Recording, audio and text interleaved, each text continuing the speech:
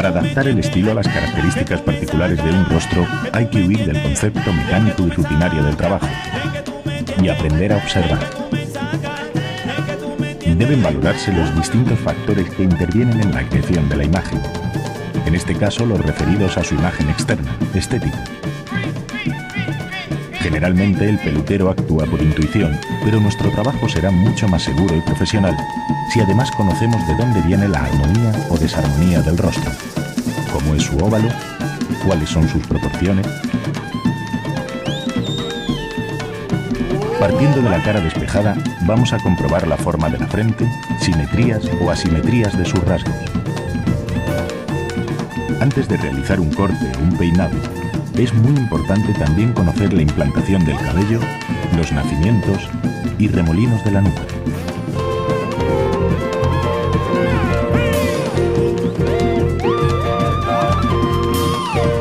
Asimismo, hay que analizar el rostro de perfil para adaptar adecuadamente las formas y volúmenes a sus relieves.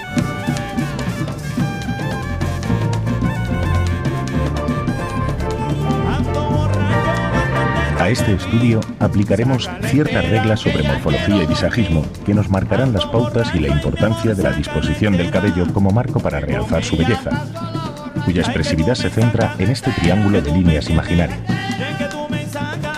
Los espacios laterales nos muestran también la diferente amplitud de las mandíbulas y mejillas entre un rostro estrecho y ancho. Estos parámetros están muy relacionados con los tipos de óvalo, como veremos a continuación.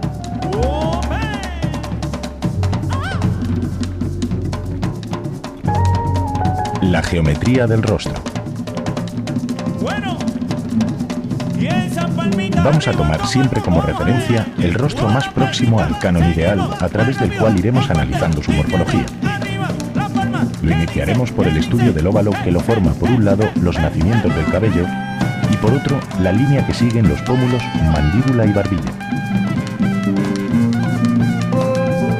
Partiendo de la idea de que no existen rostros puros, sino más bien una combinación de distintas formas, vamos a hacer una clasificación básica comenzando por los ovalados.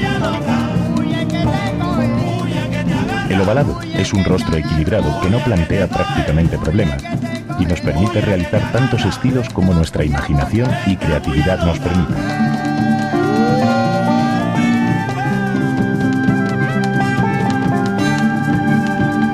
En la clasificación de rostros anchos o dilatados, se incluyen aquellos cuya longitud y anchura es prácticamente la misma, como comprobamos en este ejemplo.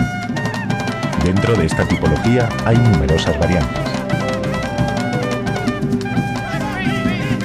Tomando como referencia el círculo, decimos que el rostro es redondo cuando las mejillas y la barbilla presentan una línea exterior redondeada, recayendo el mayor peso en esa zona. En estos casos, el peinado debe conseguir un efecto más afinado. Las correcciones deben ir encaminadas a disimular la anchura de la parte inferior del rostro, el volumen en la zona alta de la cabeza para producir un alargamiento, las sienes lo más aplastadas posible, buscando verticalidad. La tercera corrección va del lóbulo de la oreja a la base del mentón, evitando los volúmenes y las formas circulares. Los cabellos cubren ligeramente esta zona. Estas pautas son válidas para cualquier estilo en cabellos cortos o largos. Vamos a comprobar cómo la disposición del cabello puede modificar la forma del óvalo. Mientras que los volúmenes laterales o los flequillos pesados ensanchan el rostro, si estos los situamos en la zona superior, buscamos líneas más verticales y cubrimos la zona de las mejillas con algunos mechones. El efecto óptico conseguido es de un rostro mucho más afinado. Las reglas son las mismas en cualquier longitud. Las diferencias entre estas dos imágenes nos muestran la capacidad del cabello para corregir el óvalo y la importancia que su disposición y volumen tiene para disimular o realzar cualquier tipo de rostro.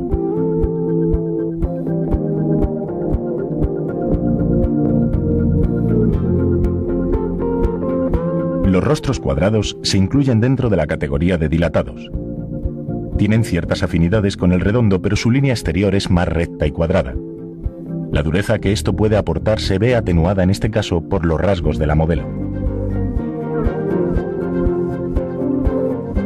Es un óvalo armonioso al que favorecen los volúmenes ligeramente ascendente en la zona superior y la verticalidad, pero con movimientos suaves. Si el maxilar es muy prominente, debemos disimularlo dirigiendo el cabello hacia el mentón.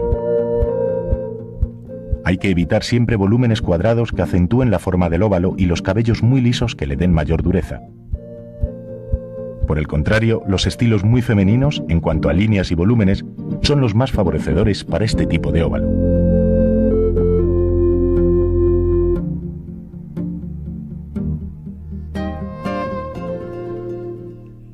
Los óvalos mixtos son aquellos que presentan zonas retraídas y dilatadas en un mismo rostro. Este es un triángulo invertido, pero la mandíbula en este caso adopta una forma cuadrada terminando en una barbilla afinada.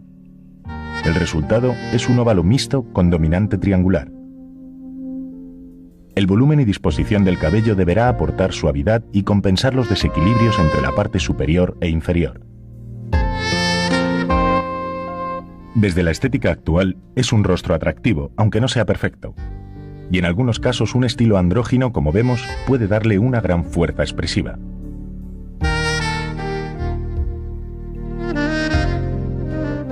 Pero si deseamos aproximarlo al canon ideal o sus ángulos son excesivos, hay que evitar los volúmenes laterales y la frente despejada que aumenten el efecto triangular. Conseguiremos un efecto más compensado con un flequillo ligero y los volúmenes situados en las zonas más retraídas del rostro. El ejemplo opuesto es el óvalo trapezoidal, que presenta la zona más dilatada en la parte inferior.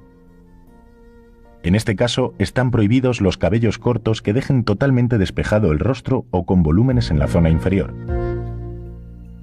Es necesario jugar con movimientos y longitudes, flequillos ligeros que nos permitan corregir la zona retraída de la frente y el cabello dirigido hacia el mentón para disimular la anchura en la zona inferior. Los suaves volúmenes en la parte superior proporcionan mayor esbeltez al rostro.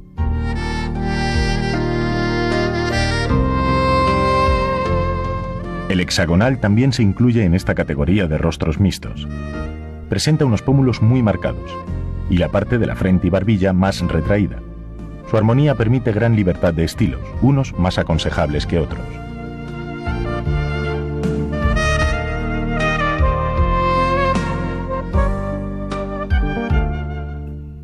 Aunque los aspectos positivos de la modelo posibiliten múltiples soluciones, aconsejaríamos reducir volumen optando por cabellos lisos de líneas estilizadas. Si predominan las formas angulosas, debemos evitar aumentar la amplitud de los pómulos con volúmenes en esta zona y el cabello retirado de la frente. Los estilos que suavicen la línea del óvalo y compensen las partes más retraídas son los más favorecedores.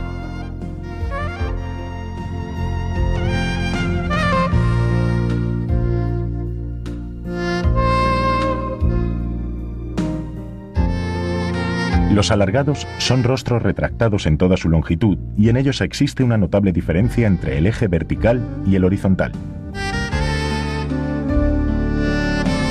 Dentro de esta clasificación hay varios tipos, como el oval alargado, cuyos estilos requieren un volumen general redondeado, fluctuaciones transparentes a la altura de la ceja para acortar su longitud y líneas con movimiento.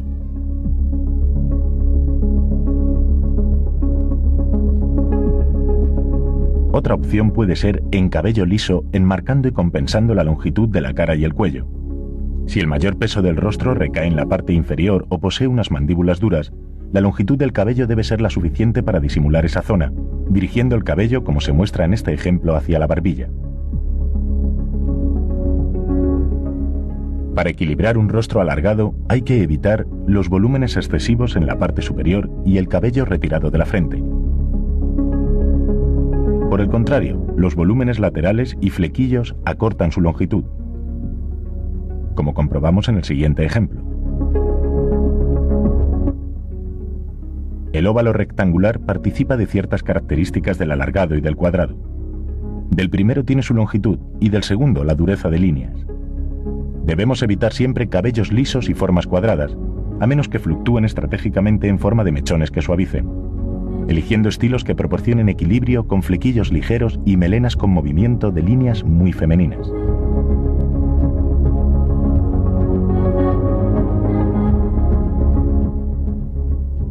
Planos del rostro.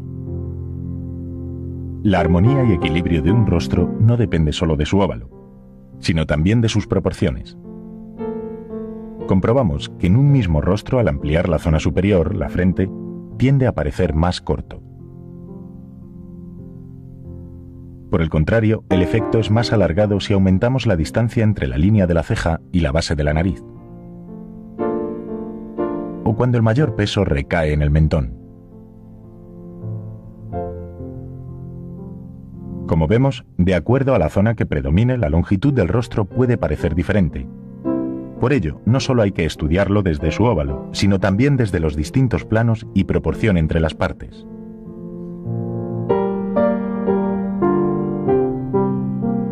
En el plano horizontal se distinguen tres zonas bien determinadas. La superior, desde el nacimiento del pelo hasta las cejas. La media, desde las cejas a la base de la nariz. La inferior, desde la base de la nariz a la barbilla. Idealmente, estos tres planos deben ser exactamente iguales. Si alguno está descompensado, puede romper el equilibrio del rostro. Por ejemplo, cuando la distancia comprendida entre el nacimiento del cabello y las cejas es la más pequeña, el efecto óptico es de alargamiento general del rostro. Y lógicamente se corresponde con una frente estrecha.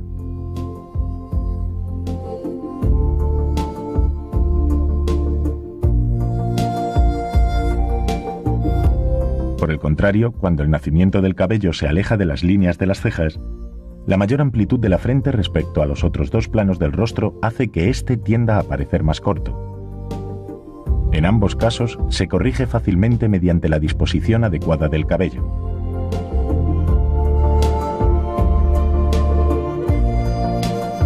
En este rostro, la mayor amplitud corresponde a la zona media, que está directamente relacionada con el tamaño de la nariz.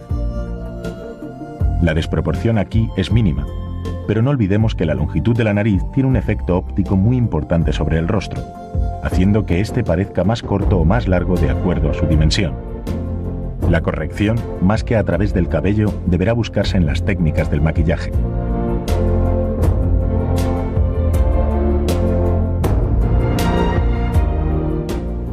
Cuando el plano comprendido entre la base de la nariz y la barbilla es el mayor, se produce también un efecto de alargamiento general, que en este caso queda atenuado por las formas circulares predominantes en este rostro. La disposición adecuada del cabello y el maquillaje puede ayudarnos a disimular esta desproporción.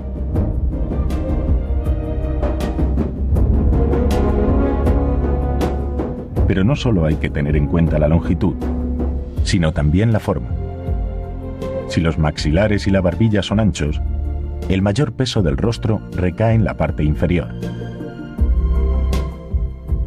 Pero si la barbilla es puntiaguda, desaparece esa sensación, gracias a la retracción que presentan las mandíbulas, y el efecto, como vemos, es de un rostro mucho más afinado y esbelto.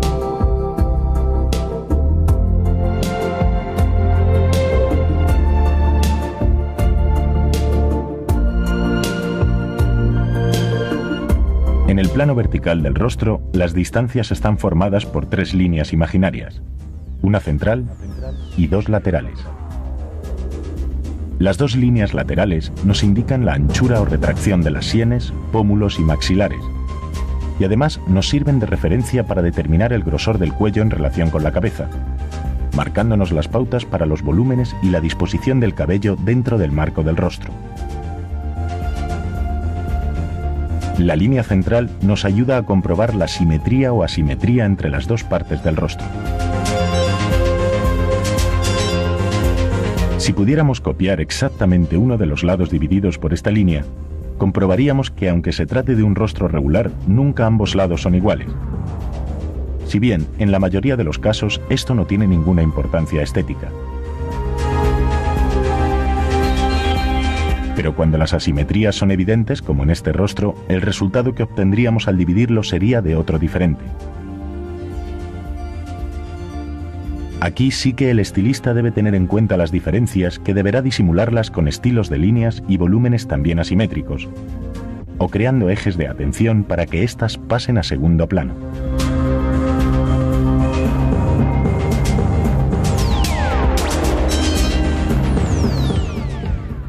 El perfil. En el estudio del perfil y su relación con el peinado, se han de tener en cuenta los distintos rasgos que determinan su relieve. En un perfil equilibrado, al trazar una línea recta, la frente y el mentón estarán casi a la misma altura. La nariz sobresale ligeramente formando un ángulo suave, pero en muchas ocasiones presentan ángulos poco armoniosos que deberemos corregir con el peinado. En una clasificación general los dividimos en recto. La frente y su línea general es aplastada. Es un tipo de perfil con pocos relieves, por ello precisa movimiento de cabello a su alrededor con cambios de volúmenes, buscando siempre contrastes y movimientos hacia atrás y hacia adelante. Este movimiento del cabello hará que ópticamente pierda importancia su excesiva verticalidad.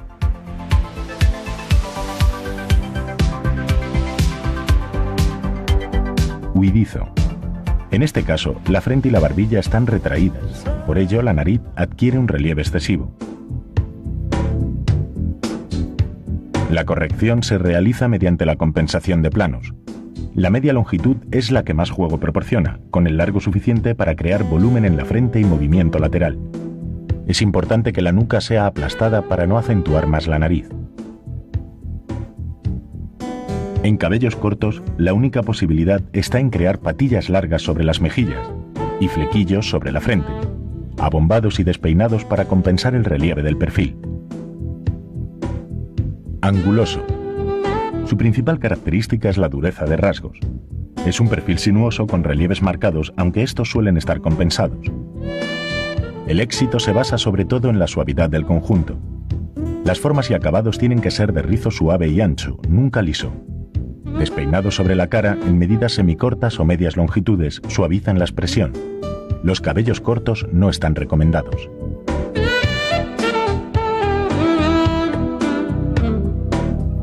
La cabeza. La fácil corrección a través del volumen del peinado resta interés a su forma, que solo se tiene en cuenta en estilos muy cortos como este o con cabellos muy pegados. Como en el resto del cuerpo, la armonía se basa en unos cánones que relaciona dos medidas. La línea vertical, que corresponde a la longitud general de la cara, con la horizontal, desde el nacimiento de la nariz a la parte posterior de la cabeza. La mayor o menor prominencia del cráneo determina tres formas básicas. Normal, cuando la longitud de ambas líneas es idéntica. Prominente, cuando la cabeza sobrepasa esta medida. Y plana, cuando la línea horizontal es menor, dando lugar a un perfil estrecho con un tipo de cabeza alargado.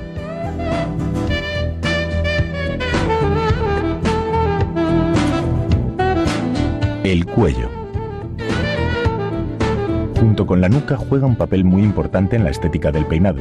Cuando es largo y delgado no ofrece problemas. Pero en la medida que sea más corto y grueso, hay que buscar un efecto de mayor esbeltez. De acuerdo a sus características, los estilos deben ser: el cuello largo y delgado casi siempre es bonito, pero si es excesiva su largura o delgadez, hay que compensarlo con cabello largo y voluminoso en la parte inferior. El largo y grueso podemos disimularlo dejando mayor cantidad de cabello en la nuca, a la altura de su nacimiento o por debajo de este. Para que el efecto óptico sea de un cuello más delgado, podemos dar volumen a la cabeza en general, pero sobre todo en la nuca.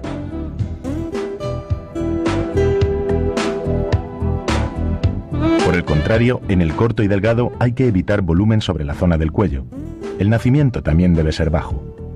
Las longitudes pueden ser variadas y se podrá elegir en función de otros rasgos. En el cuello corto y grueso, si optamos por melena, esta debe llegar a la altura de los hombros. En estilos cortos, la nuca debe tener forma afinada para dar mayor esbeltez al cuello.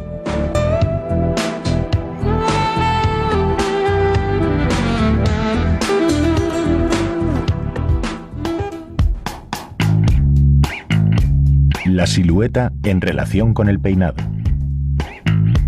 El peinado forma parte de la imagen integral. No existe armonía si nos hemos olvidado de las proporciones y equilibrio de todo el conjunto. Entre el concepto de cuerpo perfecto representado hoy por las top model y el ideal clásico parece que existe una gran distancia. Sin embargo, los cánones siguen vigentes. Las medidas entre las distintas partes del cuerpo nos darían como resultado una figura armoniosa y equilibrada, cuya altura sería 8 veces la de su propia cabeza.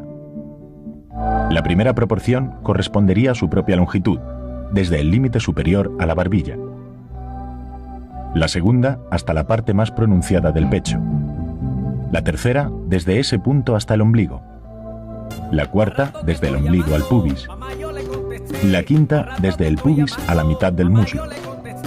La sexta hasta la rodilla. La séptima hasta la mitad de la pantorrilla. Y la octava hasta el final del pie. Aunque el estilista del cabello no va a corregir los posibles defectos del cuerpo, sí puede ayudar a equilibrar y armonizar el peinado con el conjunto en general.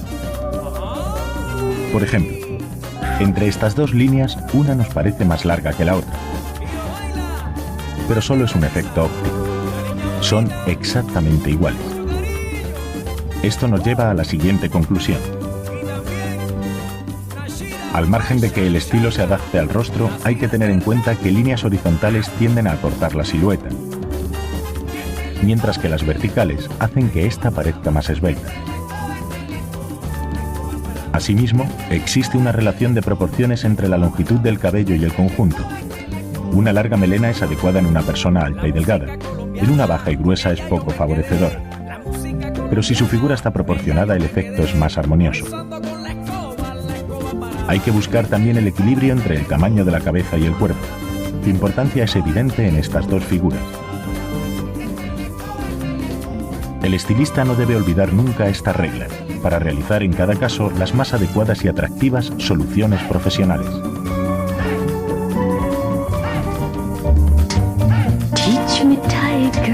El color. Forma y color se conjugan para conseguir un auténtico estilo personalizado y crear efectos luminosos, favorecedores y naturales. Para ello tendremos en cuenta que el color debe armonizar siempre con el conjunto, tono de los ojos, cejas y piel.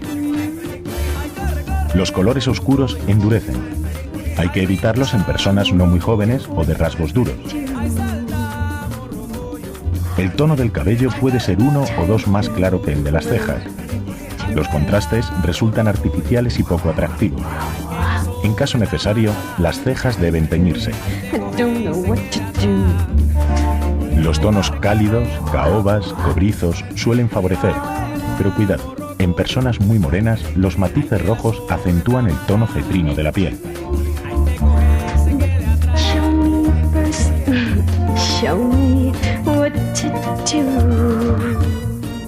La capacidad que el color tiene para transformar la expresión del rostro es evidente. Y en su elección intervienen otros muchos factores, sobre todo el buen gusto y sensibilidad del estilista, cualidad imprescindible en el asesor de imagen en peluquería.